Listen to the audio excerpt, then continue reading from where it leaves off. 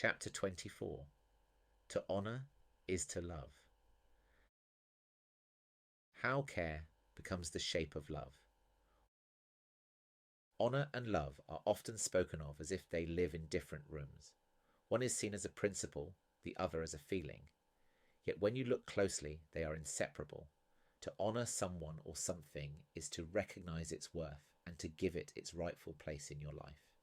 It is the steady recognition that says, without rush or spectacle, you matter. Love, in its most enduring form, is not just a warmth you feel, but a commitment to return to what matters again and again. Honour is one of the ways love takes form. In the Ghosts movement, honouring is not a rare ceremony or an act reserved for public view. It lives in the way you tend to a memory, keep a promise, or notice a detail that others pass by. It can be the way you pause at a photograph in a hallway, how you care for a place that shaped you, or the way you remember a person's words years after they have gone. These are not grand declarations, they are quiet acts of presence. Love expressed through honour is not sentimental sweetness. It can be fierce when something precious needs protecting, patient when what matters requires time, or quietly steadfast when attention fades elsewhere. Honour is the choice to keep hold of what is valuable, even when no one else is looking. It ensures that what matters is not lost to neglect, distraction, or speed. The things and people we honour reveal the shape of our love more clearly than any statement we make. In relationships, honour is not about flattery or agreement. It is listening with your whole attention, keeping a trust that has been placed in you, and refusing to tell a story that is not yours to share.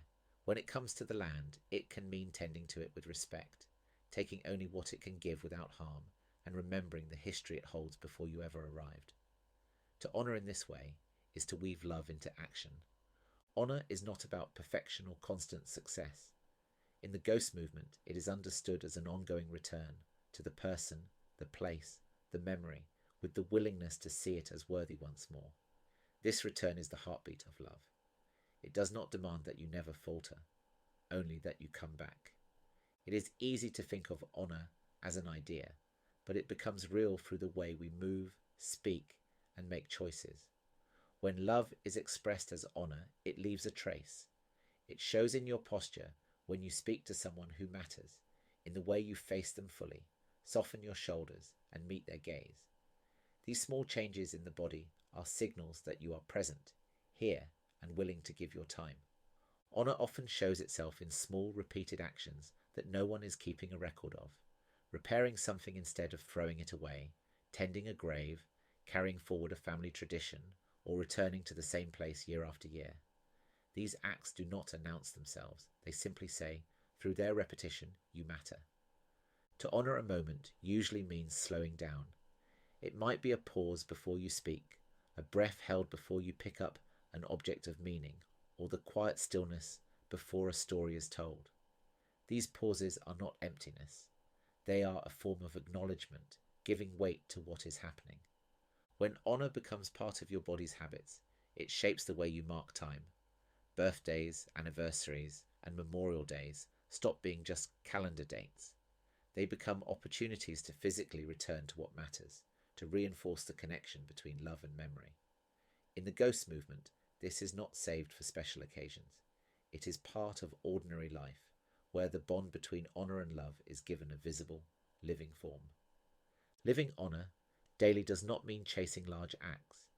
It begins with the smallest choices, the way you listen, the way you tend to what you care about, the way you arrive fully in moments that involve the people, places and memories that matter to you. Over time, these acts strengthen trust, deepen relationships, and make your presence more rooted. You may not always realise you are honouring something. A photograph in your kitchen, a note tucked in a book, a stone you picked up on a meaningful day. These are visual anchors. They bring what matters back into your attention without demanding anything from you. They make love active in your awareness. Honour is also found in follow-through. When someone trusts you to keep your word, even in something small, keeping that promise is a direct act of love. The way you speak about what you value, whether in praise, in disagreement, or in reflection, shapes how it is remembered. Speaking with respect sustains connection even across difference. To honour is not to own. It is to care for, to guard, and to tend without possession. This applies to people, to places, to cultural traditions, and to the histories we share. When honour is lived in this way, love is not just a feeling. It becomes a way of moving through the world. When we honour what matters, we create a thread strong enough to pass through years, disagreements, and distance. It is not dependent on constant attention or on being flawless in our devotion. It is built on the willingness to return, to uphold, and to recognise worth over and over. Love that honours does not disappear when circumstances shift. It can survive absence, it can remain present through times of loss, and it can be felt even after someone has gone. It becomes part of the story others will tell, a legacy not of achievement but of presence. To honour is to say, without needing to speak, you will not be forgotten. It is a quiet strength that sustains memory through generations, binding love to the act of remembering. And from that steady place, there is another direction we can face.